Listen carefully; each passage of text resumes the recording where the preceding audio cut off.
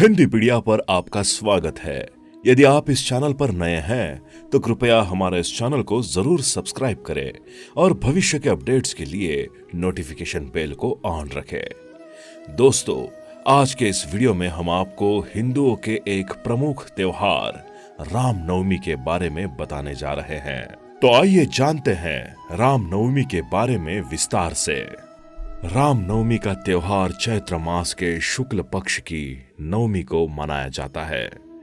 हिंदू धर्मशास्त्रों के अनुसार इस दिन मर्यादा पुरुषोत्तम भगवान श्री राम जी का जन्म हुआ था।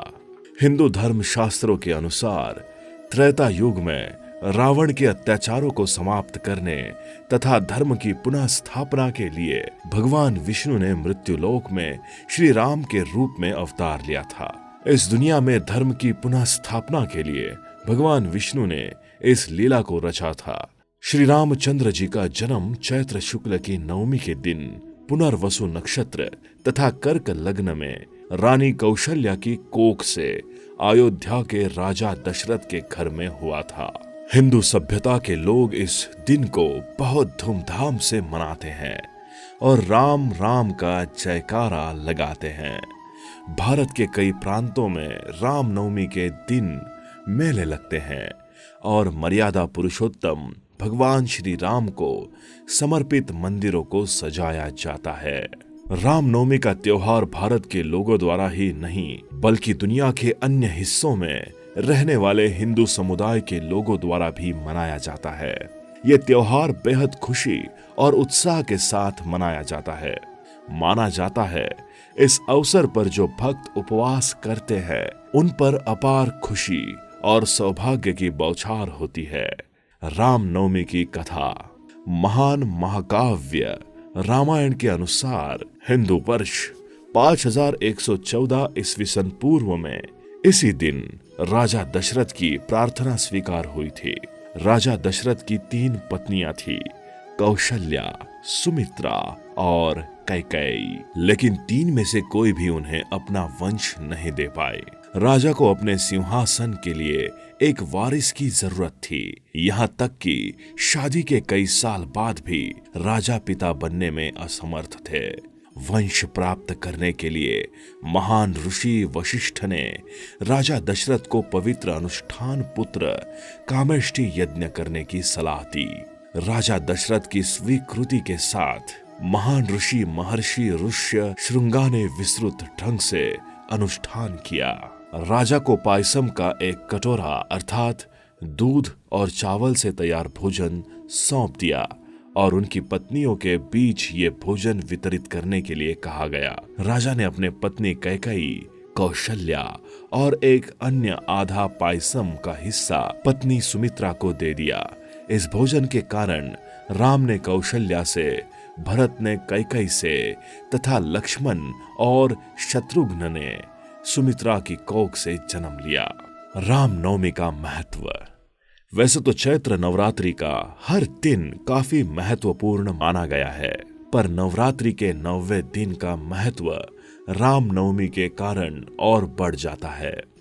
इस दिन को साल के बेहद शुभ दिवसों की श्रेणी में रखा गया है। रामनवमी के दिन माँ दुर्गा और श्री राम तथा माता सीता का पूजन किया जाता है। इस दिन का महत्व इतना ज्यादा है कि लोग नए घर, दुकान या प्रतिष्ठान में नवमी के दिन ही पूजा अर्चना कर प्रवेश करते हैं। इस दिन माँ दुर्गा के 9वें स्वरूप सिद्धिदात्री की उपासना की जाती है। रामनवमी का दिन बहुत ही अनुकूल माना जाता है। इस दिन भारत के विभिन्न प्रांतों में भगवान राम की विधिवत तरीके से पूजा की जाती है। कुछ लोग इस दिन से ही अपने जीवन में नई शुरुआत करते हैं। माना जाता है कि भगवान राम की पूजा करने से इस दिन यश की प्राप्ति होती है। ऐसी मान्यता है कि भगवान राम अपने भक्तों के सभी दुखों को दूर करते हैं। रामनवमी व्रत विधि। रामनवमी व्रत महिलाओं के द्वारा किया जाता है। इस दिन व्रत करने वाली महिला को प्रातः सुबह उठना चाहिए और सुबह उठकर पूरे घर की साफ सफाई कर घर में गंगा जल छिड़क कर शुद्ध कर लेना चाहिए। इसके पश्चात स्नान कर व्रत का संकल्प लेना चाहिए। इसके बाद एक लकड़ी के चौकोर टुकड़े पर स्वस्तिक बनाकर एक जल से भरा गिलास रखकर और साथ ही अपनी अंगुली से चांदी का छल्ला निकालकर रखा जाता है। इसे प्रतीक रूप से गणेश जी माना जाता है। व्रत कथा सुनते समय हाथ में गेहूं, बाजरा आदि के दाने लेकर कहानी सुनने का भी महत्व कहा गया है।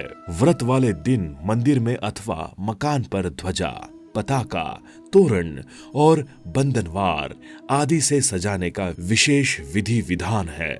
व्रत के दिन कलश स्थापना और राम जी के परिवार की पूजा करनी चाहिए। दिन भर भगवान श्री राम के भजन, स्मरण, स्तोत्र पाठ, दान, पुण्य, हवन, पितृश्राद्ध और उत्सव किया जाना चाहिए और रात्रि में भी गायन वादन करना शुभ रहता है। रामनवमी व्रत के लाभ। श्री राम नवमी का व्रत करने से व्यक्ति के ज्ञान में वृद्धि होती है, उसकी धैर्य शक्ति का विस्तार होता है। इसके अतिरिक्त उपवास को विचार शक्ति, बुद्धि, श्रद्धा, भक्ति और पवित्रता की भी वृद्धि होती है। इस व्रत के विषय में कहा जाता है कि जब इस व्रत को निष्काम भाव से किया जाता है और आजीवन किया जाता है तो इस व्रत के फल सर्वाधिक प्राप्त होते हैं। व्रत की समाप्ति पर राम नवमी के दिन हवन करना बहुत ही शुभ माना जाता है। इस दिन पूजा आदि के बाद हवन करने का भी विधान है। आज के दिन तिल, जौ और गुग्गुल को मिलाकर हवन करना चाहिए। हवन में जौ के मुकाबले तिल 2 गुना होना चाहिए और गुग्गल आदि हवन सामग्री जौ के बराबर होनी चाहिए।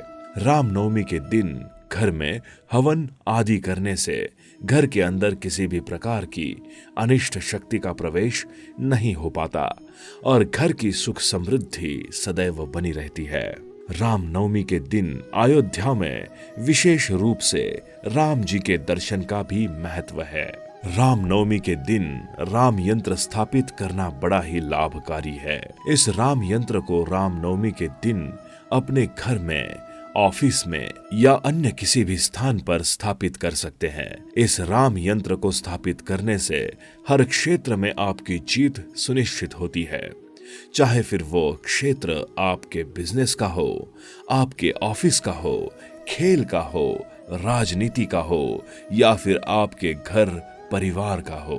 राम यंत्र को स्थापित करने से जहां एक तरफ आपके बिजनेस में बढ़ोतरी होगी, आपको आर्थिक रूप से लाभ मिलेगा, तो वहीं दूसरी तरफ आपको श्रेष्ठ विद्या की प्राप्ति होगी, आपके ज्ञान में बढ़ोतरी होगी और आपके दाम्पत्य जीवन में खुशहाली आएगी। आशा करते हैं कि आपको ये वीडियो जरूर पसंद आया। अगर आपको ये वीडियो पसंद आया तो इस वीडियो को जरूर लाइक कीजिए। फेसबुक पर, व्हाट्सएप पर जरूर शेयर करें। ऐसे ही बढ़िया हिंदी वीडियो देखने के लिए हमारा चैनल जरूर सब्सक्राइब करें।